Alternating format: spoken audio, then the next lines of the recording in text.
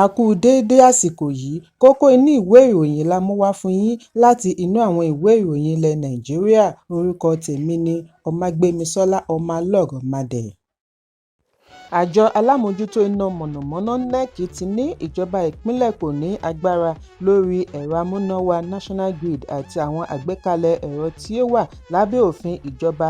Àjọ yìí ṣàlàyé nígbà tí ó ń fèsì lórí awuyewuye tí ó jẹyọ látara ìpinnu iléeṣẹ́ apínnáká Enugu láti ṣe àdínkù owó iná wọn fún àwọn oníbàárà báńdé. Nínú àfihàn àná ni NEC ti gba ìjọba ìpínlẹ̀ nímọ̀ràn kí wọ́n rántí iye iná tí iná ná wọn kí wọ́n tó ṣe àdínkù owó iná bí wọn kò bá ṣetán àti san ìrànwọ́ lórí iná. Èyí ń wáyé bí iléeṣẹ́ apínnáká ṣe ìkìlọ̀ wípé wọ́n gbọ́dọ̀ ti máa pèsè iná wọn fúnra wọn kí wọ́n tó dábàá àti ṣe àdínkù owó iná. Ẹ̀kúnrẹ́rẹ́ ìròyìn wà nínú ìwé ìròyìn Punch tó jáde lónìí. Kò dín ní ara abúlé 14 àti òṣìṣẹ́ ọlọ́pàá kan tí wọ́n ṣekú pa lánàá níbi ìkọlù méjì ọ̀tọ̀ọ̀tọ̀ tí àwọn agbébọn ṣe ní ìjọba ìbílẹ̀ Bokos ìpínlẹ̀ Plateau. Ìwádìí jẹ́ kó di mímọ̀ wípé ọ̀kan nínú ìkọlù yìí wáyé láàrin aago 4 ìrọ̀lẹ́ bí ọ̀pọ̀ àwọn wọ̀nyí tí wọ́n jẹ́ ará ìlú Shirangi ṣe ń padà bọ̀ láti ọjà Bokos lọ sí abúlé Mango. Alága Community Peace Observers ní Bokos Kefas Malai fìdí ìṣẹ̀lẹ̀ yìí múlẹ̀ fún akọ̀ròyìn lálẹ́ àná ní ìlú Jos. Malai ní lótìítọ́ ni ìkọlù wáyé, ará abúlé 14 ni àwọn afurasí adàlúrúdènàdè tí wọ́n ṣekú pa. Àwọn 7 mìíràn fi ara pa bí wọ́n ti ń bọ̀ láti ọjà Bokos. Malai fi kún wípé àwọn òṣìṣẹ́ agbófinró ti gba ìṣàkóso agbègbè síwájú àkókò yìí níbi tí wọ́n ti pa òṣìṣẹ́ ọlọ́pàá kan. Òṣìṣẹ́ ọlọ́pàá yìí wà lẹ́nu iṣẹ́ rẹ̀ ní checkpoint ojúnà Richa ní agbègbè kan náà kí wọ́n tó ṣekú pa á. Alága ìjọba ìbílẹ̀ Bokos Amalau náà fìdí ìkọlù yìí múlẹ̀ bí ó ti ṣe àpèjúwe rẹ̀ ní pàjáwìrì emergency. Ó ní àwọn wà lójúnà àti kó àwọn tí wọ́n fi ara pa lọ ilé ìwòsàn ìkọ́ṣẹ́mọṣẹ́ Jos. Fún ìdí èyí kò tíì sí àǹfààní àti bá akọ̀ròyìn sọ̀rọ̀. Àwọn ará ìlú nínú ìfọ̀rọ̀wánilẹ́nuwò ọ̀tọ̀ọ̀tọ̀ kọrọ ojú sí ìṣekúpa yìí bí wọ́n ti ké sí ìjọba àpapọ̀ kí ó gbọ́ ìbéèrè wọn, pèsè àǹfààní àti ní ọlọ́pàá ìpínlẹ̀. Ẹ̀kúnrẹ́rẹ́ ìròyìn wà ní ìwé ìròyìn Punch tó jáde lónìí. Emir ìlú Gòso His Royal Highness Dr. Ibrahim Bello ti jáde láyé lẹ́ni ọdún 71. 71.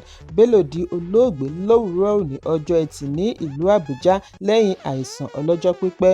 Ìròyìn ikú ọba yìí ti wá dá ìkárísọ sílẹ̀ láàrin Emirate Gòso àti ìpínlẹ̀ Zamfara bí àwọn mìíràn ṣe ń fi ìbánikẹ́dùn wọn hàn. Lára wọn ni gómìnà ìpínlẹ̀ Dauda Lawal tí ó ṣe àpèjúwe ikú ọba yìí ní òfò ńlá sí i.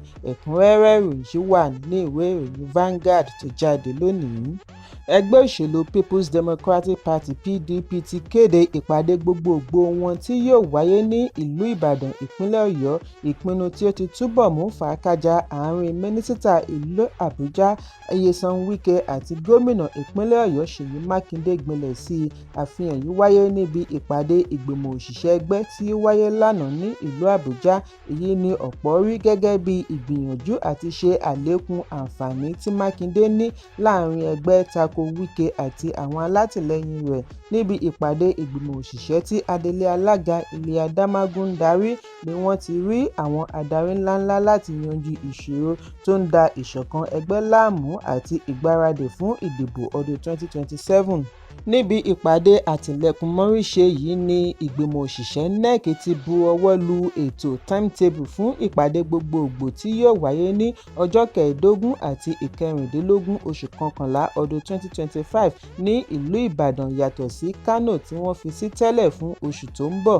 Nígbà tó ń sọ̀rọ̀ lẹ́yìn ìpàdé, akọ̀wé gbogbogbò ẹgbẹ́ Débọ̀ Ológunàgbà ní ẹgbẹ́ ní ojúṣe láti mú ìṣọ̀kan àti ìjọba àwarawa múlẹ̀ láàrin ẹgbẹ́. NEC fi ìdùnnú wọn hàn lórí gbogbo ìṣòro fàákájà tí wọ́n rí yanjú.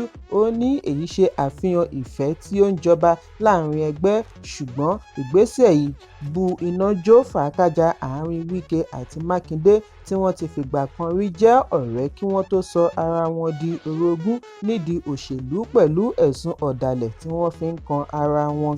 Ẹ̀kúnrẹ́rẹ́ ìròyìn yìí wà nínú ìwé ìròyìn Vanguard tó jáde lónìí. Ikọ̀ ọlọ́pàá ìpínlẹ̀ Anambra ti fi ọwọ́ ṣìkún òfin mú obìnrin afurasí oníṣòwò ọmọ ẹni ọdún 43 kan Uche Okoye ní Uruagụ, Nnewi. Bákan náà ni ọlọ́pàá rí àwọn ọmọdé 11 gbà kalẹ̀, ọkùnrin 5, obìnrin 6 níbi ìkọlù alápapọ̀ pẹ̀lú ikọ̀ ọlọ́pàá ìpínlẹ̀ Adamawa. Nígbà tí ó ń fìdí ìṣẹ̀lẹ̀ yìí múlẹ̀ lónìí, alukoro ọlọ́pàá ìpínlẹ̀ Anambra Tochukwu Ikenga ní ìgbésẹ̀ yìí wáyé lẹ́yìn ìkọlù sí ọ̀dọ̀ àwọn olówó ọmọ láti ìpínlẹ̀ kan sí òmíràn. Ó ní ìwádìí ṣe àfihàn wípé wọ́n jí àwọn mìíràn gbé, wọ́n jí àwọn mìíràn láti Adamawa. Ikenga ní àwọn ọmọ wọ̀nyí ni wọ́n ń tà fún àwọn oníbàárà tó ń wá ọmọ láti máa tọ́jú adoption pẹ̀lú 1.5 million naira lórí ọmọ ọkùnrin, 800,000 naira lórí ọmọ obìnrin. Ikenga ní gbogbo àwọn ọmọ tí wọ́n rí gbà yìí ni wọ́n ti yọ̀ǹda fún ACP Shuaibu Wara, adarí ikọ̀ láti Adamawa, pẹ̀lú ìgbésẹ̀ àti darapọ̀ mọ́ òbí tàbí alágbàtọ́ wọn. Afurasí tí wọ́n mú yìí ni wọ́n ní ìgbàgbọ́ wípé ó jẹ́ bí alárinà láàrin àwọn tí wọ́n ń jí ọmọ gbé àti àwọn tí wọ́n ń tà á fún. Bí kọmíṣánná ọlọ́pàá láti Anambra Ikioye Uche Urutugu ṣe gbóríyìn fún àwọn ikọ̀ ọlọ́pàá tí wọ́n lọ́wọ́ nínú ìkọlù yìí, ó wá ṣe ìkìlọ̀ fún ẹnikẹ́ni tàbí tọkọ-tìyàwó tí wọ́n wá ọmọ láti gbà sọ́dọ̀ kí wọ́n gbìyànjú àti gbé ìgbésẹ̀ tí ó bá yẹ kí wọ́n má bàa lọ́wọ́ nínú ìwà ọ̀daràn. Ẹ̀kúnrẹ́rẹ́ ìròyìn yìí wà nínú ìwé ìròyìn The Nation tó jáde lónìí. Àwọn afurasí ajínigbé tí wọ́n jí adájọ́ ilé-ẹjọ́ gíga ìpínlẹ̀ Bayelsa Ebinyeri Omokoro gbé ti jẹ́wọ́ bí wọ́n ṣe rí adájọ́ gbé. Iléeṣẹ́ ìròyìn náà ní jábọ̀ wípé afurasí 8 níbi tí a ti rí ọkùnrin 6, obìnrin 2 ní kọmíṣánná ọlọ́pàá Bayelsa Francis Idu pàtẹ wọn. Adarí àjọ SSS ní Yenagoa Adédàpọ̀ Amao náà wà níkàlẹ̀. Gbogbo àwọn afurasí wọ̀nyí ni wọ́n ti wà ní àkàtà àjọ SSS tí wọ́n ṣe àgbékalẹ̀ bí wọ́n ṣe rí ẹni wọ́n jí gbé gbà kalẹ̀ kí wọ́n tó rí àwọn afurasí ajínigbé mú. Níbi ìpàdé ìgbìmọ̀ òṣìṣẹ́ tí ó wáyé ní Ọjọ́rú ni gómìnà ìpínlẹ̀ Doyediri ti ṣe àfihàn wípé gbogbo àwọn afurasí ni ọwọ́ ti bà yàtọ̀ sí olórí wọn tí ó na pápá bora. Ọ̀kan lára àwọn afurasí, Justice Broderick, tí ó bá akọ̀ròyìn sọ̀rọ̀ ní òun jẹ́ ọmọ bíbí ìlú Ozogbo ní ìpínlẹ̀ Delta. Ó jẹ́wọ́ wípé òun wà lára àwọn tí wọ́n jí adájọ́ gbé lẹ́yìn tí ẹnìkan tí ó pè ní ọ̀gá rẹ̀ fi iṣẹ́ òun tó létí. Afurasí yìí ṣàlàyé wípé bí àwọn ṣe dé sí Yenagoa ni wọ́n fún wọn ní aṣọ ẹgbẹ́jọdá, uniform àti ọkọ̀ láti fi ṣiṣẹ́ láabi yìí. Afurasí yìí ní bí ọ̀gá rẹ̀ ti pè é lòun náà ké sí àwọn akẹgbẹ́ rẹ̀ yòókù tí wọ́n jọ ń ṣiṣẹ́ títí kan àbúrò rẹ̀ lọ́kùnrin tí ó pe orúkọ rẹ̀ ní Kevin Olú, tí gbogbo wọn fi wá bá a ní Bayelsa. Níbi wọ́n ti ń fi ọkọ̀ pàráàrò patrol ni wọ́n ti ká adájọ́ mọ́ inú ọgbà ilé oúnjẹ ìgbàlódé kan ní Kilimanjaro, agbègbè Ekeki, ìlú Yenagoa, kí wọ́n tó wà lọ ìpínlẹ̀ mìíràn nítòsí. Broderick ní àwọn kò ní ẹnìkankan lọ́kàn kí àwọn tó ṣe alábàápàdé adájọ́. Lójú ẹsẹ̀ ni wọ́n gbé lọ ibi ìpàgọ́ wọn, ṣùgbọ́n nígbà tí adájọ́ sọ fún wọn wípé ọmọ ìjọ láti ìjọba ìbílẹ̀ Ekeremo ni òun ń ṣe ni wọ́n bẹ̀rẹ̀ sí ṣe é pẹ̀lẹ́. Ó ní ọ̀kan nínú wọn tí wọ́n ń pè ní General ní kí àwọn kó má mu gàrí sí i lọ́wọ́, ṣùgbọ́n nítorí òun náà wá láti ìjọ ni ó ṣe ṣètọ́jú rẹ̀. Afurasí mìíràn ni wọ́n kàn sí láti bá wọn kópa, ṣùgbọ́n kò darapọ̀ mọ́ wọn nítorí ara rẹ̀ kò yá ní ìgbà náà. Ibi ìpàgọ́ ni ó wà nígbà tí wọ́n gbé adájọ́ dé.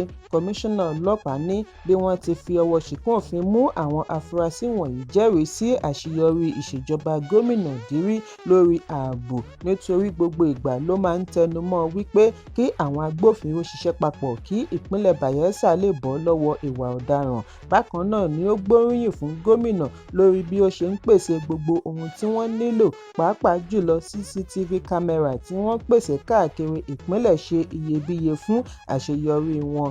Ẹ̀kúnrẹ́rẹ́ ìròyìn wà ní ìwé ìròyìn Premium Times tó jáde lónìí. Àfihàn ti jẹ jáde lórí bí ọ̀jọ̀gbọ́n Nentawe Godswill Iwada ṣe di alága gbogbogbò fún ẹgbẹ́ òṣèlú All Progressives Congress (APC). Ọ̀jọ̀gbọ́n Iwada ni mínísítà lọ́wọ́lọ́wọ́ fún ìgbáyégbádùn ará ìlú, àmójútó ìjàmbá àti ìdàgbàsókè ìlú. Òun ni olùdíje du ipò gómìnà APC ní ìpínlẹ̀ Plateau ní ọdún 2013 níbi ìdìbò gbogbogbò. Iwada ni ó gba oyè lẹ́yìn ìkọ̀wé fipò sílẹ̀ Dr. Abdullahi Ganduje ní oṣù tí ó kọjá pẹ̀lú àwáwí àìlera.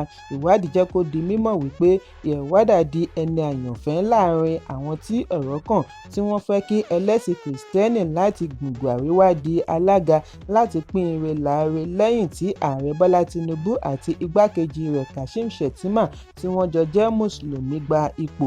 Èyí ni kò fún gómìnà àná fún ìpínlẹ̀ Nasarawa Tanko Almakura láǹfààní àti di alága látàrí wípé ó jẹ́ Mùsùlùmí. Ẹ̀kúnrẹ́rẹ́ ìròyìn wà ní ìwé ìròyìn Leadership tó jáde lónìí.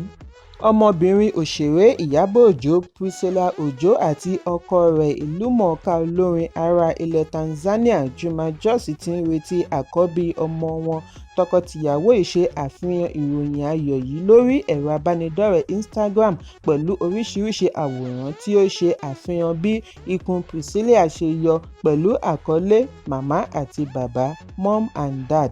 Nínú oṣù kẹrin ọdún yìí ni Priscilla ṣe ìgbéyàwó pẹ̀lú Juma Jux ní ìpínlẹ̀ Èkó.